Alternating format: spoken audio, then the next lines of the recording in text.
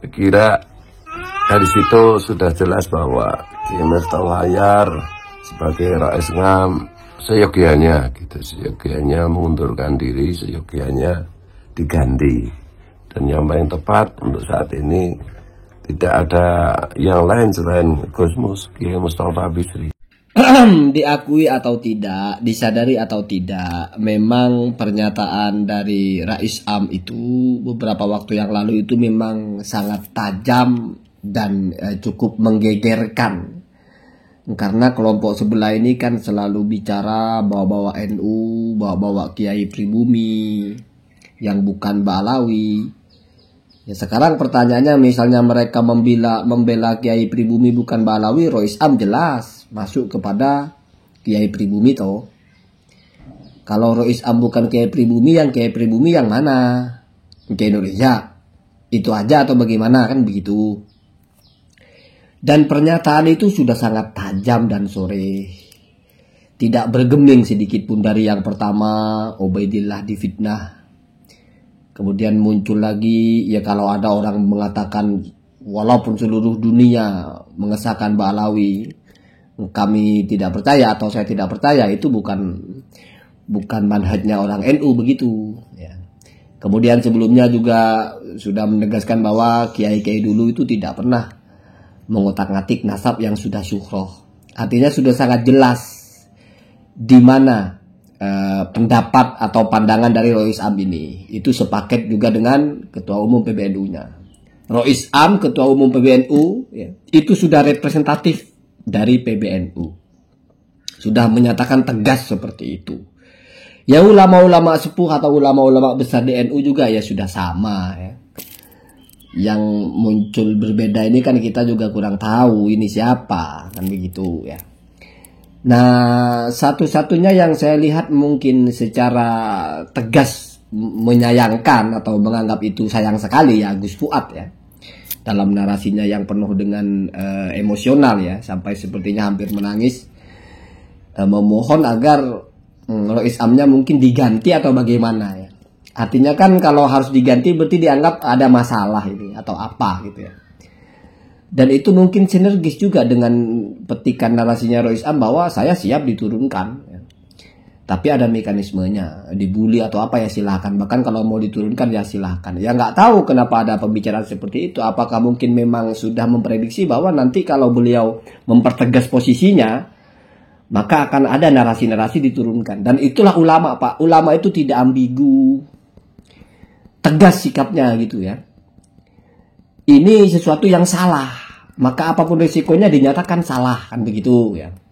Ini nasab surah istifadoh. Kita tidak boleh ikut orang-orang yang merasa paling benar sendiri, walaupun semua orang menyatakan dia salah, tetap dia tidak percaya bahwa dia salah, tetap dia merasa benar. Wah, nggak begitu itu ya. Walaupun risikonya memang ya besar ya. Akan dibully, bahkan dulu kan awal-awal mau dianterin kitab, ya mau disuruh belajar lagi atau dianggap tidak mengerti ilmu nasab atau apa, ya macam-macam lah ya. Biasa begitu ya. Dan yang mengatakan begitu ya kita tahu lah levelnya apa sih gitu ya. Ya kadang-kadang kan di dunia ini apalagi di YouTube banyak orang-orang nggak tahu diri ya. Ngaji aja nggak bisa tapi ulama besar ditantang-tantang, ulama besar dianggap nggak ngerti, suruh diam, biasa begitu kan. Sudah sering kita temukan apalagi di kelompok sebelah ini yang banyak yang begitu ya. Yang sebelumnya YouTube-nya entah bicara apa tiba-tiba bicara nasab tapi nggak tanggung-tanggung.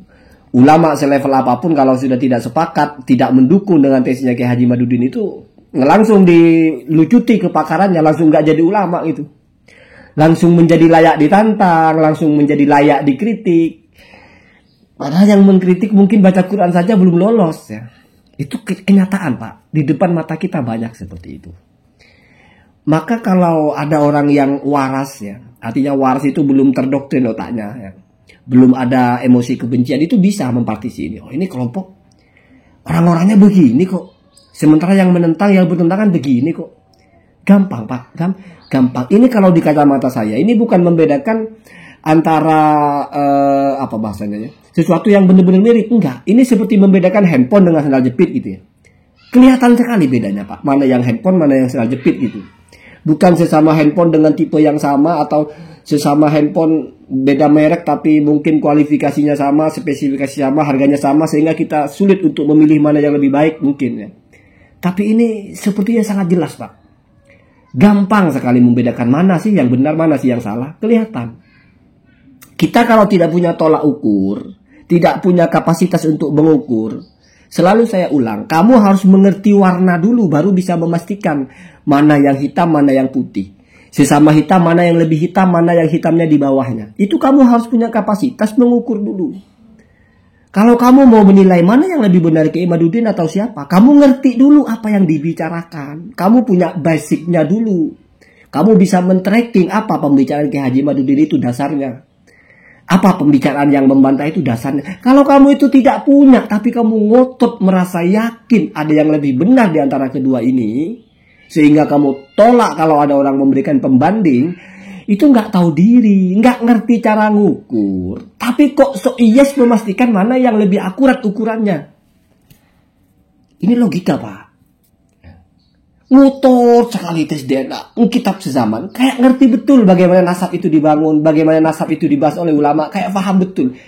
Padahal itu cuma menelan mentah-mentah apa yang ditulis oleh Kiai Haji Imaduddin. Ketika ada orang lain mencoba memberikan pembanding, mencoba memberikan ulasan dengan kredibilitas yang jelas siapa orangnya, ditolak habis-habisan, dicap budak, terdoktrin gitu, langsung terlocoti, langsung nggak ulama lagi, hanya karena tidak mau terima dengan teorinya Kiai Haji Imaduddin. Ini sudah nggak sehat cara pandang, udah nggak memandang dengan sehat itu sudah ainus sukhti ya, sudah pandangan kebencian. Malah dituduh, ketika ada orang mengkritik Kiai Imaduddin merasa paling benar sendiri. Kiai Haji Imaduddin loh, Pak, siap melawan seluruh orang di dunia. Itu apa kalau nggak ngerasa paling benar? Logis nggak? Siap berdebat dengan semua ulama nasab. Jadi ulama nasab itu mau disalah-salahkan semua. Ini kira-kira orang merasa paling benar apa enggak sih? Ya kamu yang jawab. Ya.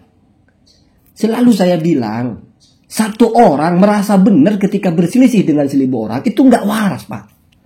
Aneh itu, apalagi ketika berselisih dengan semua orang, dia masih merasa benar.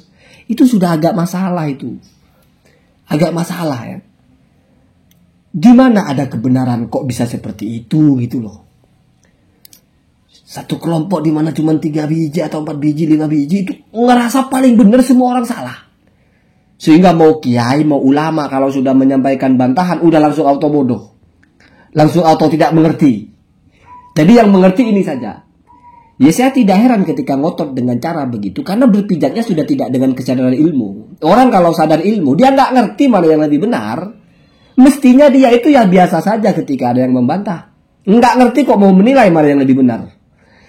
Itu Pak ya, itu gampang lah, nggak usah bicara nasab lah. Kamu disuruh milih mana handphone yang lebih mahal di antara keduanya, kamu nggak ngerti, nggak tahu harganya ini berapa, masa kamu bisa menentukan mana yang lebih mahal? Kan goblok kalau ngotot, ini lebih mahal, padahal kamu nggak tahu berapa harganya. Ketika ada yang menjelaskan itu, bahkan bukan handphone itu sendal. Kamu bedanya handphone dengan sendal aja nggak tahu. Itu sendal itu 3.000, ini handphone 15 juta, kok bisa bilang itu lebih mahal? Tapi kalau ya. Jadi logikanya sederhana. Kamu yang informasinya cuma dapat dari YouTube, nggak pernah membaca langsung di kitabnya, tapi merasa sudah ada di kelompok yang paling benar, sehingga siapapun yang membantah kamu anggap, wah ini sudah jadi budak, ini sudah tidak layak begini, tidak layak begitu. Itu berarti cara berpikirnya tidak waras. Kamu bisa menentukan mana yang lebih benar ketika kamu paham keduanya. Gitu ya, gitu. Kamu nggak ngerti ilmu nasab, bagaimana ulama bicara masalah nasab, tapi sudah mengerti, sudah merasa paling mengerti dan merasa paling benar kelompok kamu. Itu masalah itu ya. Itu bukan diajari ilmu, itu diajari cara berpikir sederhana dulu. Coba terapkan kepada kasus-kasus lain gitu loh. Ada 2 tulisan sama-sama bahasa Inggris atau bahasa Suryani ya. Kamu nggak ngerti apa artinya. Terus kita tanya, mana yang artinya ini adalah saya mau makan. Kamu ngotot yang ini, padahal kamu nggak ngerti artinya itu apa. Cuman karena ada yang bilang ke kamu, ini yang artinya saya mau makan. Ketika ada yang menjelaskan, bukan yang itu yang artinya saya mau makan, tapi yang sebelahnya, kamu ngotot, wah kamu ini salah ini. Padahal kamu nggak ngerti kedua-duanya itu artinya apa. Cuman kamu percaya kepada orang. Itu Pak Yai, itu mestinya kalau cuma percaya kepada omongan orang itu ya nggak terlalu ngotot, kecuali kamu bisa berhujah bener-bener gitu. Jangankan kamu yang punya tesisnya sampai sekarang nggak temu hujahnya itu.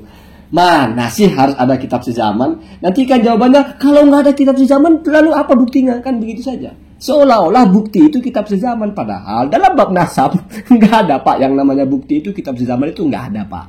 Nggak ada bukti itu bayinah. Ya walaupun saya sampai sekarang saya belum pernah membahas detail kok. Saya cuma nanggapi saja. Karena bagi saya ini nggak terlalu apa bahasanya. Sesuatu yang karena hanya ada kelompok yang mau memaksakan saja ya. Termasuk masalah bukti aman itu. Udah nyata-nyata begitu ya. Dari sini kan kita paham cara menganalisanya orang ini bagaimana sih. Oh ngotot ternyata. Oh ngeyel. Udah hitam putih masih ngeyel. Ya apalagi masalah kitab. Ya ketika sudah kepentok kitabnya salah, saya tidak ikut. Wah, susah kalau begitu Pak ya. Susah. Sementara manhaj kita bicara ilmu itu berdasarkan kitab Pak, berdasarkan dari ulama sebelumnya, bukan apa-apa dikarang-karang sendiri. Ya, begitu ya, begitu. Allahumma